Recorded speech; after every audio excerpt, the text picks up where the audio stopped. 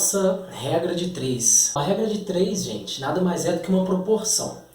Ou seja, você vai ter sempre problemas com regra de 3, você vai conseguir escrever uma proporção e vai achar o valor que é pedido.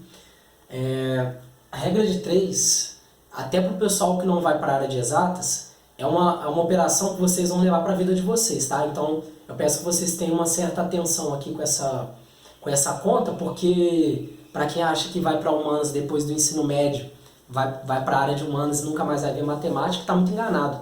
A regra de 3 é uma conta que vocês vão ver no dia a dia. Quem for trabalhar em empresa, quem for trabalhar com qualquer coisa, vocês vão precisar fazer uma regra de 3 um dia na vida de vocês.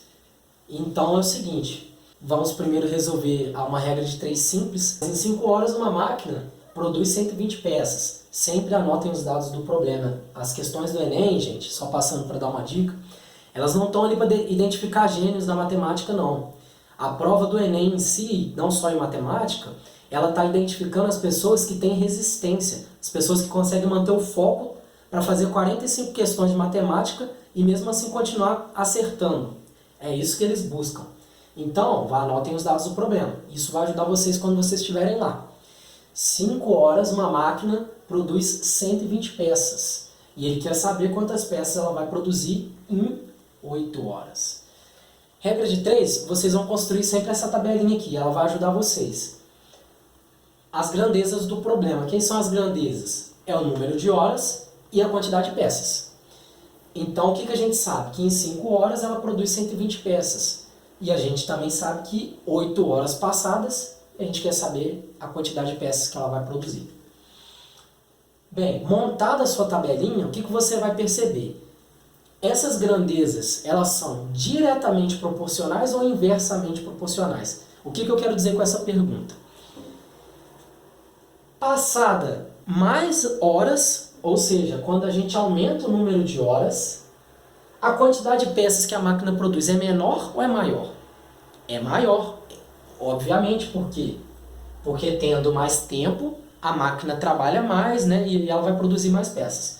Seta para cima, seta para cima. As duas são diretamente proporcionais. Então, você já pode escrever a sua proporção. Qual é a proporção? 5 para 8 igual a 120 para x. E a partir daqui é resolver continha, né? De frações vocês já sabem. Mas, lógico, né? Para dar uma relembrada, multiplica em x. 5 vezes x igual a 8 vezes 120. Passando o 5 dividindo para cá, a gente vai ter x igual a 8 vezes 120 dividido por 5. 120, vamos fazer essa divisão. Vamos com calma. Vamos multiplicar primeiro 8 vezes 120. 8 vezes 120 vai ser a mesma coisa aqui. A gente monta o esqueminha, né? 120 vezes 8. 0, 16 vai 1. 8 vezes 1, 8 com 9, 960. Então, o nosso numerador vai ser 960 dividido por 5. Aí vocês vão fazer a conta de divisão. 960 dividido por 5. 1 vezes 5, 5. Sobra 4. Cai o 6, 46. 5 vezes 9 dá 45. Sobra 1. Cai o 0, 10. 5 vezes 2 dá 10. Achamos o nosso valor de x. Então, a resposta desse problema, a máquina irá produzir 192 peças. Bom, vamos ao segundo exemplo de regra de 3. Afinal de contas, essa operação é fundamental, né, para vocês conseguirem fazer uma boa prova, né, em qualquer vestibular que vocês forem fazer. Então, está aqui o exemplo. Com a velocidade média de 80 km por hora, fiz uma viagem em 6 horas. Se a velocidade fosse de 60 km por hora, caiu 20 km por hora. Em quanto tempo eu faria essa viagem?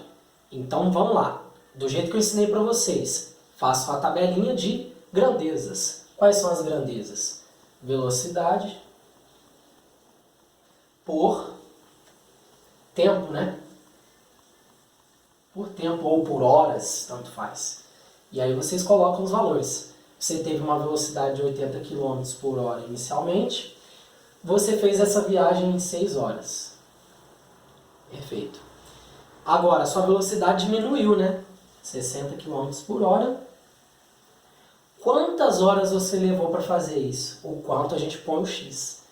A nossa tabela está pronta, só que agora a gente tem que montar a nossa proporção, né? A nossa igualdade de frações.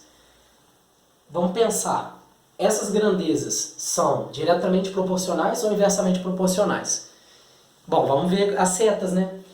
Quanto maior a sua velocidade, você vai gastar mais tempo ou menos tempo para fazer a mesma viagem? Menos tempo, né? Quanto maior a sua velocidade, menos tempo vai durar essa viagem.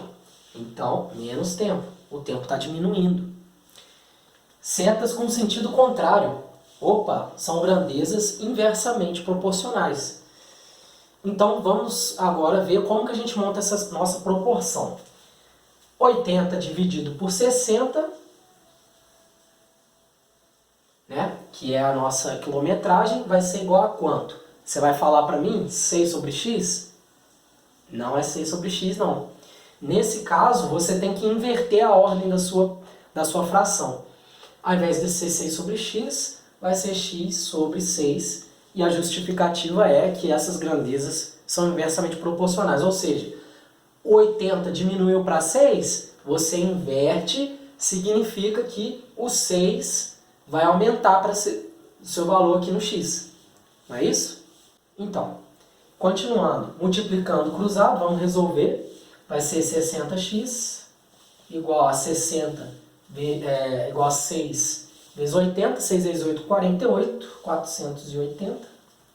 X vai ser igual a 480 dividido por 60. Vamos cortar o zero, né? 0 com 0.